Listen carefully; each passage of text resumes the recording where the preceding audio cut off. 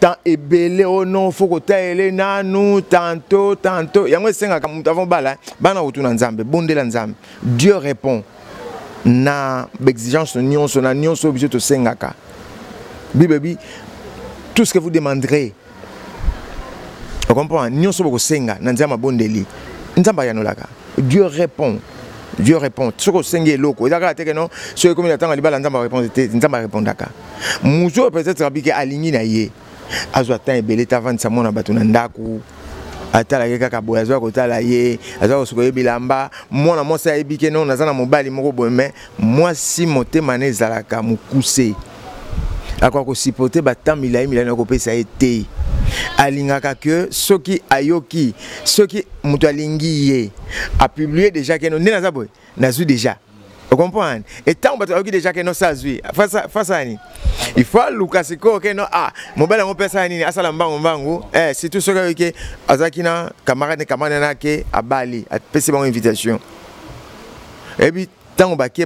Ah oui, bonjour Nabalandi, émission Nabiso Noir et Blanc. Nzimisami ete bozali ebele na kolanda biso wanezali chaîne Nabino Eza Makambo TV.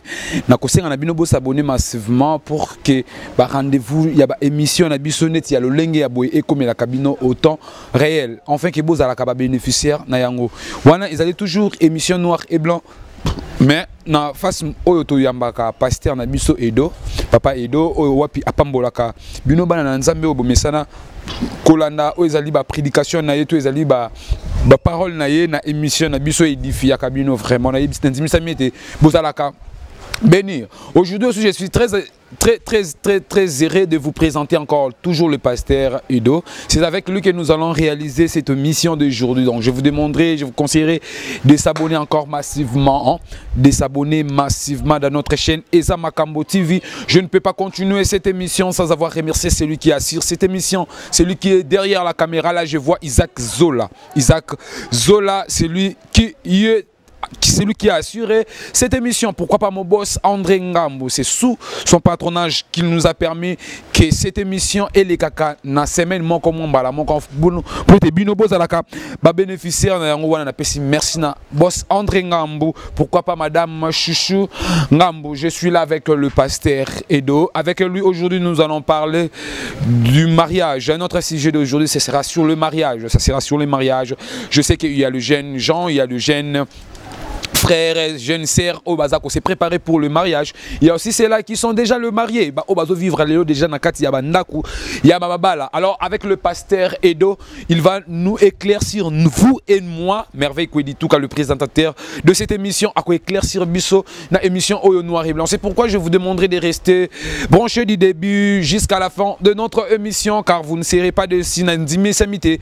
Moko Akoki Nabalandi Nabiso. Il y a Eza Makambo TV, il y a émission Noir et Blanc à cause de la bénéficiaire na elo comment ekobi mais pas il y a pasteur Edo Yewanazali tout près de moi. Je demanderai déjà à mon réalisateur Afongola Bisso pour que balana biso ba mon pasteur Edo. Je lui dirai des gens bonjour papa. Bonjour Ndeko Merveille. Boni papa nangai. Oui, en tout cas, Nzamba Salangolo, Nzamba Pambolo mingi. Merci papa, na banzi te semaine o bande ko na biso ba yamba ki biso te bazwa ki biso na banda ko na bangote. Na ebité papa so ki okoki ozala na moi ya ko s'excuser to ya mombo ya ko passer na bango pour mega ko expliquer bango pourquoi semaine o ba téléphone na bango to ba ordinateur na bango le la tin. Bon, premièrement, nakolo ba nazaki na retraite, naki na mabondeli. Et c'est qu'il y a une prière, Nzamba recommandé na bondela. Il y a peut-être cela qui est vraiment Bazilaenga, Nzambe vraiment apambola bango, balimbisanga. Peut-être Nenge Bazela qui met, et ça qui pambate, c'est parce que le Seigneur qui n'a pas en prière, c'est ça. Vraiment la bande tes messages comme l'IP boss André Ngambo depuis Londres wapi azali kolanda biso. Alors pasteur le ezalaki dimanche parce que non ko signaler na balanda biso to réaliser ka émission après culte ya pasteur. Donc c'est que ezali mena ba bénédiction to ezali ba moto ba chaleur ya Saint-Esprit o azana ngosiko yo azana frère et on va partager à Nabiso Dambozi Bakibozala Penza Beni. Alors pasteur, si vous pouvez avoir déjà quelques mots, il y a qu'à signaler Nabaye ou Baolanda Biso pour la émission Nabiso ya lelo koki koloba déjà ni. Bon, on a dit que mutumo kwa déjà béni na émission Oyo vraiment nzambe apambola bino émission eza kitoko mingi noir et blanc yandeko merveille journaliste moko malamu très bien élégant vraiment jeune moko très bien vraiment napambola ke mingi nzambe apambola ye pe nzambe apambola parce que émission ko za décité nyonso eza normal. Des choses anormales. Alors papa ezali moko ya balani na biso azalaki na posa atunaki soki bolobelaka kaka ba sujet ba nini boko lobelaka ba mariage et tout comme ça. Alors la prometa qui est que non je vais voir le pasteur aujourd'hui dans notre émission nous allons parler du mariage. Aujourd'hui nous allons parler du mariage vraiment donc c'est pense que ba o bazala ki na banzela ya kobala na ba o bazali déjà ya kobala ba ko zala ba bénéficiaire. Alors pasteur premièrement mariage c'est quoi le mariage parce que to kaka le mariage na politique to kaka mariage na maramobele to kaka mariage. Alors pasteur mariage ko expliquer to ko définir en le lengeni en tant que pasteur.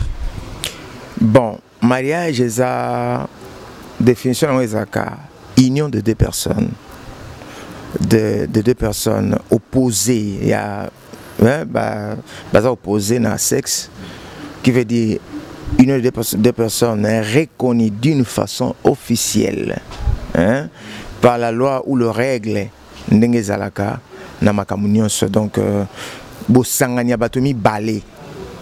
Vous comprenez?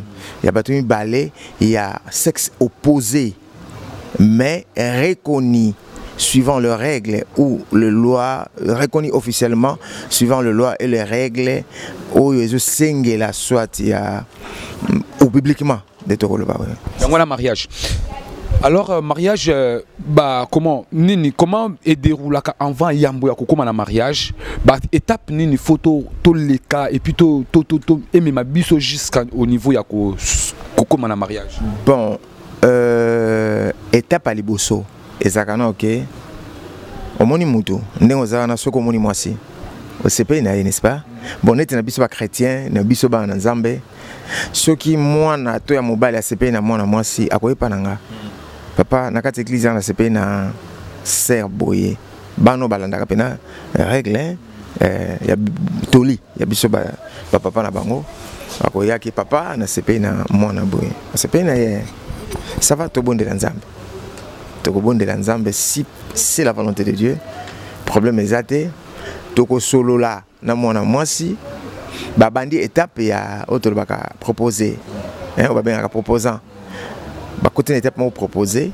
étape wana sikoyo tolobaka nini bon boza ba proposer mais na katio tolobaka nini boza ba proposer ozonga la question wana na ninga juste na zonga mom ke pour éclaircir pasteur lorsque lobi que frère ngai merveille frère merveille n'avait pas non papa n'explique que sœur Nadège na CP na sœur Nadège alors tant on a le babon déjà na toute na kutana kina sœur Nadège to na ekara directement na sauter pas non papa non tant on CP na moto fo pas nanga avant que nous kutana et ça ba tumso azalaka ba kutana déjà on comprend ba makamone azalaka nzamba za dictateur te biso pe to za ba dictateur te histoire ka ba kutana déjà ba sololi ba yeka ba biso que non papa ngana CP c'est to kutana déjà to sololi to yokani yo pasteur aussi manzete to le bakeno libalo na linga ngotete donc on to benga ngokuto mariage permissif donc union moko permissive sikoyo donc qui veut dire pardon volonté permissive non pas mariage permissive non volonté permissive qui veut dire bato yoka na bango basoli na bango ba yeka ka balobi na yo papa que bon en tout cas to sololi c'est à toi maintenant au soutenir bango au sunga bango orienter bango sikoyo okobenga na bango te au bandika orienté bango orientation liboso ba bandi étape à proposer étape moi proposer après cette étape tout ça ganine que bon sala au mobile salaka qui veut dire il faut comme mukanda au tinde pas ya ba mwasi ndenge étape même salaka moi mobile ko mukanda ki na famille na ye qui ne soit na famille na yo aso na famille na ye famille ba ko mukanda ba tinde pas ya mwasi mwasi siko kuna papa mwasi ko za mukanda tangi ezaka na quelque chose ba tiaka na kati au papa ko tangi na mukanda papa ko koma mukanda siko que oui j'accepte et tant mon papa accepté tout le monde bon ça va étape monsieur landaka soit famille ba ko benga na ke bon toke ne présentation Une fois que se présenté, yebani, bandi sur étape étape à fiançailles. Vous comprenez parce que famille on a yebi, bameli mo masanga, bandi étape à fiançailles. Étape à fiançailles go dérouler baken après d'autres. Après d'autres, kuna ezaka baken senga facture. Baken senga liste, ne balo baken liste biloko, la senga facture. Facture wana sikoyo mobile azu facture a sombi biloko. Wana bazaka une étape moi fiançailles, na bakomba marié té. Baza une étape à fiançailles, na étape à fiançailles wana bazo koba soki bazui biloko. Basombi biloko nyonso bake basali remise à biloko. Basali remise qui veut dire basali remise à dot. Vous comprenez? Basali remise à dot. Nde ekomisiko une étape moko ya mariage. Qui veut dire parce que ba pesi biloko nyonso esili coutumier yango wana. Vous comprenez? Parce que étape à coutumier, nde étape à mariage pene bandi. Obaya qu'en église, ezaka bon ordonné bango qui veut dire église et pamboli et sili. Mais le vrai mariage est le kaka na libo na famille na l'état. On comprend? On mona kabatu musumona bauti na tambake la ta alliance na l'état église et là ça va sur alliance té ba pamboli bango kaka. Batiki bango. Mais vraie étape ezalaka étape ya pour l'état avant à célébrer mariage un bino civil a signé à Kotuna. Bo silani kuna, balba 8 silani, ça va problème exacté. Ba signé batiki bino. Mais le vrai mariage est à coutumier. Alors le vrai mariage est à la coutumier, je pense que balanza baza kolanda biso attentivement. Le vrai mariage est à la coutumier. Papa, premièrement on linga tozongana na kati ya église. Pour le mariage est allu spirituel, le mariage est encore charnel. Le mariage est spirituel, tout est charnel. Pourquoi question oyo? Parce qu'il n'a participé qui n'a la mariage moko ou qui peut-être la bénédiction nuptiale au tolobaka na église. Alors moi quelques questions moi tout na makiwana alors na zo ki biyano na ngote c'est pourquoi dans le bac non le quoi dans un pasteur Edo je pense que pasteur Edo vous allez mieux placé à répondre à la question. Bon. Mariage, premièrement, est une institution divine. C'est un nzambe muta saliango. Bible lobby, il n'est pas bon que l'homme soit seul. Je lui ferai une aide semblable. Muto akokani na ye, obakotambo na ye, muto akobano sunga ye. Nzambe c'est déjà mariage. Asali nzambe asali na lolenge na ye abimisi Eve. Asali Eve na kote ya mobali. Étant asali Eve na panzi ya mobali et nzambe a mis Eve pas Adam. Adam gangwa voici cette fois c'est qui est chair de ma chair, os de mes os, on l'appellera femme. C'est pour ça l'homme quittera son père et sa mère et s'attachera à sa femme et les deux deviendront une seule chair. Vous comprenez? Premièrement, on a toqué dans ce qu'on a domaine comme spirituel. Vous comprenez? Parce que une fois batu basangani bakomi eloko moko bakomi nzoto moko charnellement parce que to sangani toza batu mi balé to vanda kanda ko moko to lia kana yo to vivaka na yo. Vous comprenez? Mais li balé outi na kata spiritualité si mande bimi naturel boye et monani boye na mutu nyonso keno nini mais nzambe nano parce que Dieu est esprit tant nzambe a institué li bala c'est qu'a institué on a spirituellement. Vous comprenez? Après cela, charnellement, biloko na lati, mais alliance, vraie alliance, c'est ça mais vraie alliance, c'est ça spirituelle. Parce que ça, oyozo monate, mais oyozo symbole, c'est quoi que la ici que non, ngano toyokani, tondimani. Ce n'est qu'un petit symbole. Mais en réalité, alliance, c'est ça spirituelle. Parce que le mariage, c'est l'alliance. Et ça, alliance. Alliance wanande yango bengami pena libala. Ou sangisi bino wanande yango bengami libala. Vous comprenez? Donc je crois c'est ça. Alliance ezali oyo bengami vraiment libala. Alors pasteur nazongi na moi na question na ya liboso na réponse na yo répondre ki biso lobi était na église ezali kaka le vrai mariage ezali oyo lorsque salami na ngona libala na kati ya ndako na kati ya famille. C'est ça déjà oyo ezali vrai libala et puis mosusu ekei na kati ya commune oyo ezali to bengi na mariage civil au l'état ate école nini ekoloto na likoloto ko ba bengaka signature. Alors pasteur na ba ecclesia ndenge pasteur Edo Boyo déjà osa écarté parce que osa na alliance na yo là c'est normal. Tout le monde na église mususu pasteur pe azali abengami déjà pasteur azao kamba ecclesia munene mais azali pasteur abali na noté.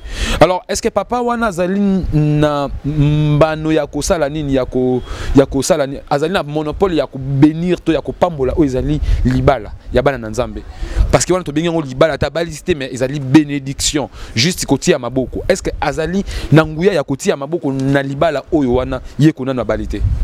Bon, premièrement, ce que tu allais bien, tant on a na balaki na oté, nazaki na célibataire, nazo kamba église, nazo tambus église, ce qui libala, ce qui mariage na kat église, moi je ne fais qu'encadrer le mariage, le marié. N'encadrer bango jusqu'à ce que ba comme une étape na bango na kobenga mutu oyo mundende konanga to bon plus ano benga papa nanga ya molimo aye a bénir libala wana a pamboli yango donc en réalité mutu on a no penza na na balité na limité ya ko pambola libala parce que ngamona tika ko pambola ngote na mona balaki na nte bon eza ko tonga te na mona na nenga mabete nenga malamu. C'est une émission toi na droit ya roloba tout ça l'émission noir et blanc donc pour éclaircir ka balanza mona ndeko Moïse Mbiye na balité mais mokolo évangéliste moko église ne abalaka ate ya kutute papa mbola ka libala na te atelema kaka tant ba pasteur na ba pamboli ba ebisi kaka bon parle maintenant à tes enfants azana zuba loba aya lobi maloba ici non. Donc je crois et le quoi na bona mona ngo pena na TV na landango ouais c'est ça parce que il y a ça qui na balité à salaki yangote bon ngamo pena na bala c'est na bali na ote na salaki yangote mais tant on a bali na comme siko na droit ya ko sala yango.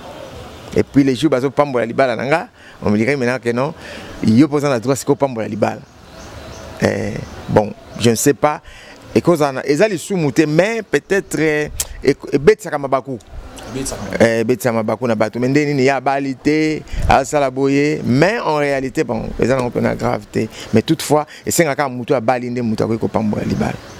Et c'est un rare moto à Bali, Nde Akoki Kopambola. Libala, bien très chers amis internautes, je vous rappelle que notre émission Noir et Blanc, qui est émission de moi merveille, Kwedituka, maestro de la presse congolaise, avec votre chaîne Eza Makambo TV. Je vous rappelle que dans mon plateau, je suis avec le pasteur Dodo, le pasteur Edo plutôt, le pasteur Edo. C'est avec lui que nous réalisons cette mission. Alors, pasteur, le mariage, normalement, Nathan où il y a fiançailles, tant aux Alakana qui fiançailles, pour que tu commandes étape mariage. Et Zouakabiso, combien de temps il y a qu'on s'est préparé normalement? Parce que je peux dire que non, na kei car bon, on a la préparation montée na kei car na pas non papa na sepe na sien na ngwana. Entre temps, na évité que Zouanga combien de temps pour na kotambola na serre jusqu'à ce que tu qui commande point ya mariage. Alors ceux qui papa ko siko ko ebisa na ngai merveille que non, moi na ngai zela so mono komi préboui parce que so komi préboui ndé au sala yango pour que ezoyo kaka peu de temps to longtemps. Papa et ko biso combien de temps avant le mariage? Bon, na ko biso boende ko merveille. Pena ebisa ka bato que ceux qui na bongamité kuluka makambo na te.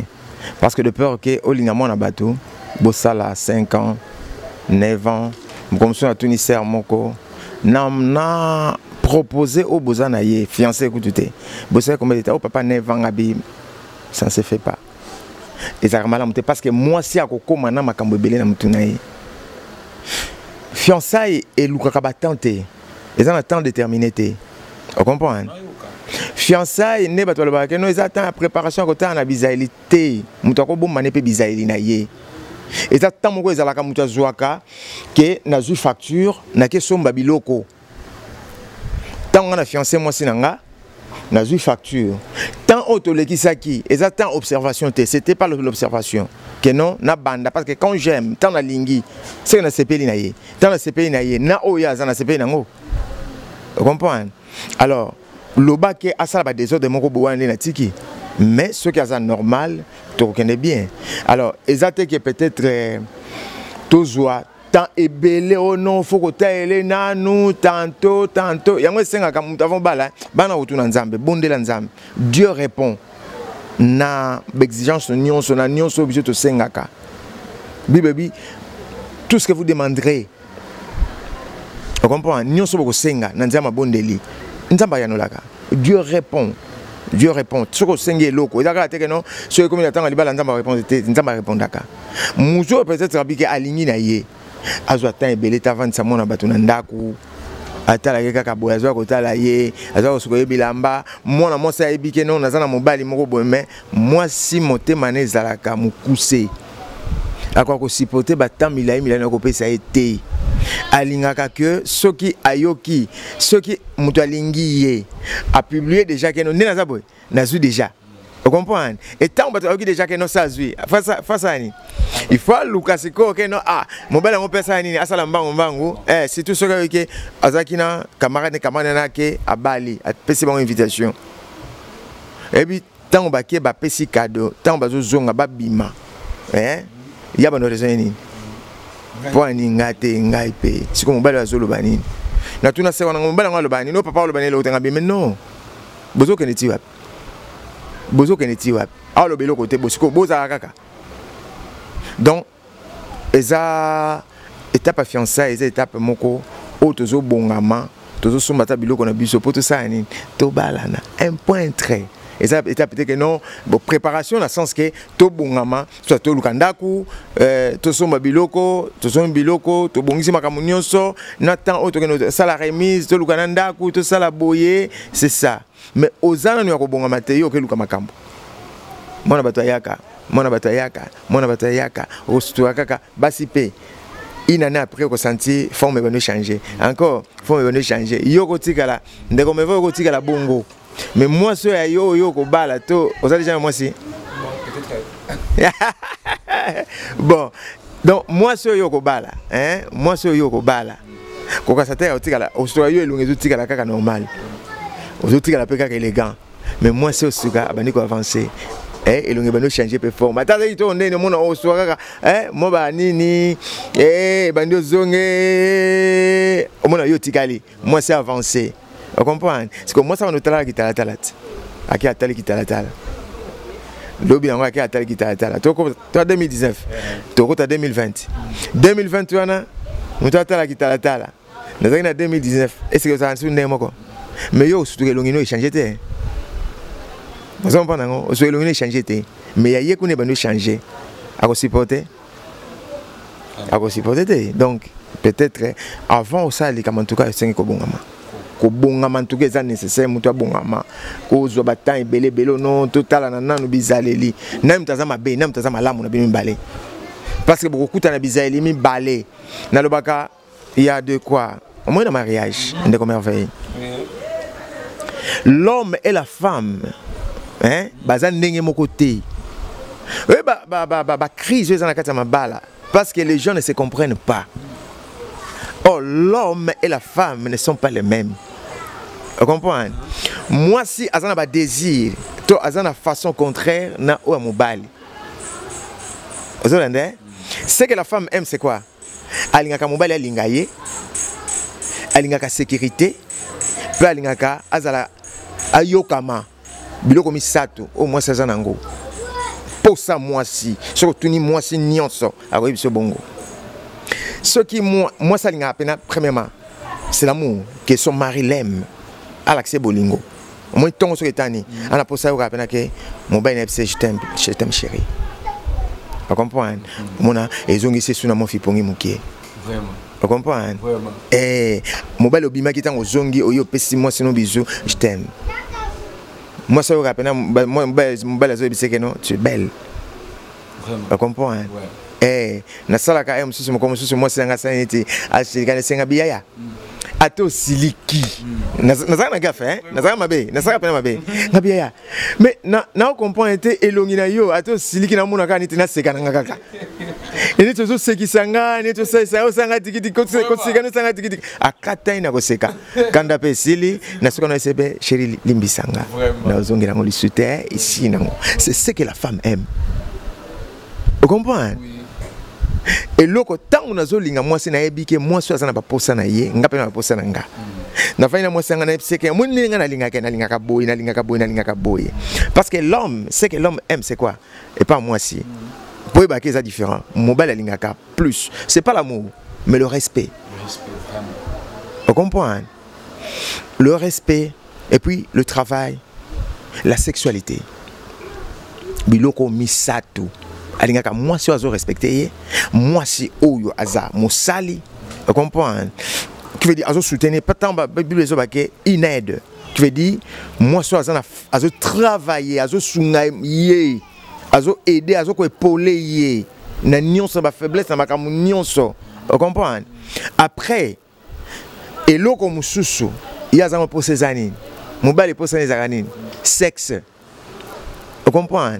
Parce que désir sexuel, il y a mobile, il y a moi c'est kokanate, il y a mobile et les caca. Et on va se tenir papa ni mobile avec le kaka, soki avec le location habité. Au moins mobile. Ana soki sexualité est épanouie. Na kata foyer.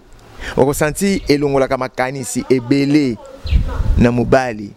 Ce qui moi ça qu'on répondre na au mobile ça me pose ça. Mais yo moi c'est aux matana mbeto na jean na coupa jean mobile azo luka forme nyonso et puis et comme bitumba mobile c'est un pardon yeba on tant on compter au salon sur son mobile osani akobima. Vous comprenez? Qui veut dire moi c'est à répondre na o ya mobile peut mobile à répondre parce que nous avons maintenant les droits. Donc moi c'est na yo azana devoir moko faut à remplir. Qui veut dire akokisa makamuna yo. Mais yo paye, il faut au sala, au yo devoir les choses qui veut dire et ce que droit à moi si et pas mon mobile. Vous comprenez? Mobile azana posa boye, mais moi si pas azana posa boye, moi ça na posa msusu babi misae. Akenta azana ndako. Mais ana posa mo boye, on me mieux pe na moi resto. On me met peine à moi supermarché, on me met quelque part au sommet moi au boye, au c'est la surprise, c'est ce que la femme aime. Mais ce que qu'on a mon bel azoko qui s'en au sentir, moi c'est aux toujours na moi. Vraiment, très chers amis Internet, je crois que vous êtes nombreux afin de nous suivre et vous êtes aussi bénis dans cette émission Noir et Blanc. Vous là qui se prépare pour le mariage et surtout vous qui êtes déjà dans le mariage.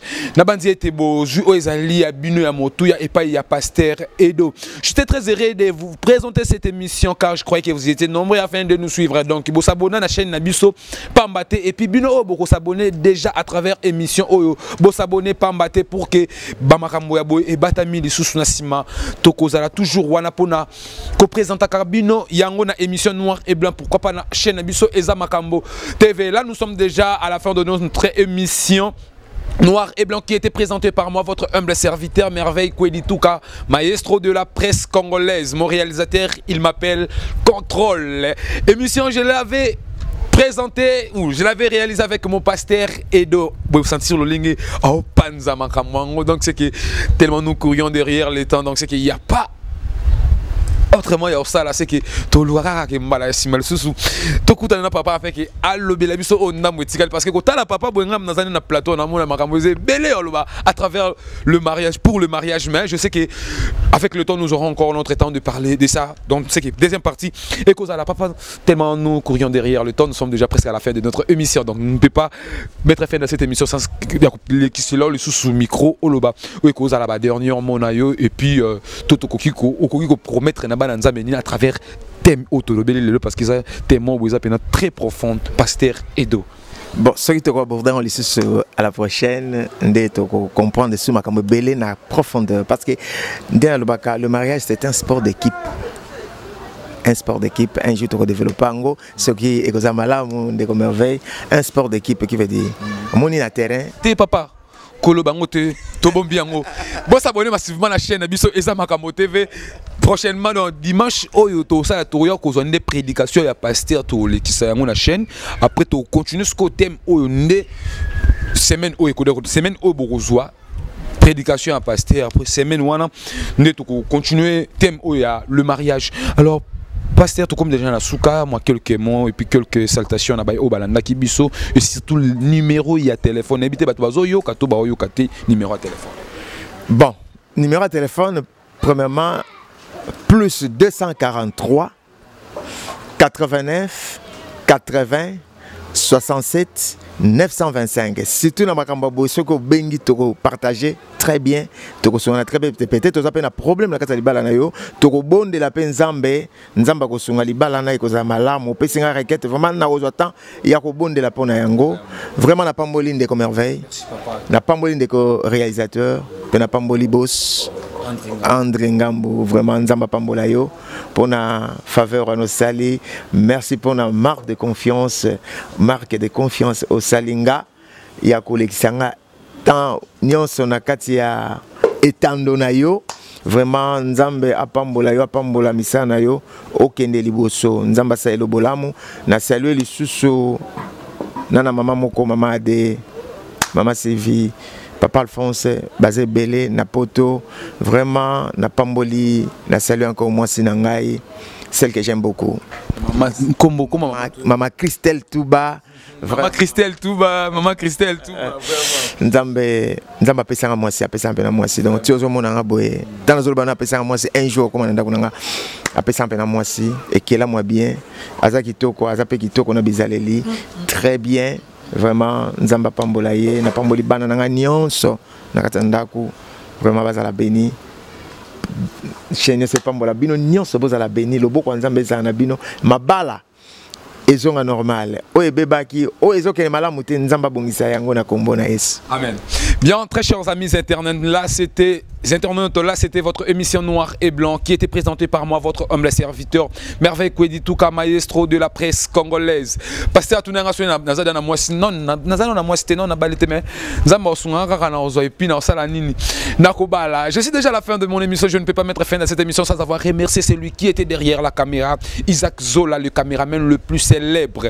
En hardiesse, Louvoilo, le caméraman le plus intelligent, pourquoi pas Jessie Mbemba, le caméraman le plus propre, sans oublier Lourd la suprême Mama Solution, bonne année en Lourd qui ça la miracle non c'est la miracle, le vieux Patrick Ndendaki, pourquoi pas le vieux Ndoudi, le nouveau riche héritier Waxia Sarah Montella, Annette Nkitala l'ocapi de son mari, ba commentaire na amona dissouté, pourquoi pas @mbunga beau commenter bémission na biso bomoni ba erreur boye bisabiso to kobongisa kaka pona bino bo commenter bozana posa ya pasteur bo benga numéro na yango wana o auti koloba.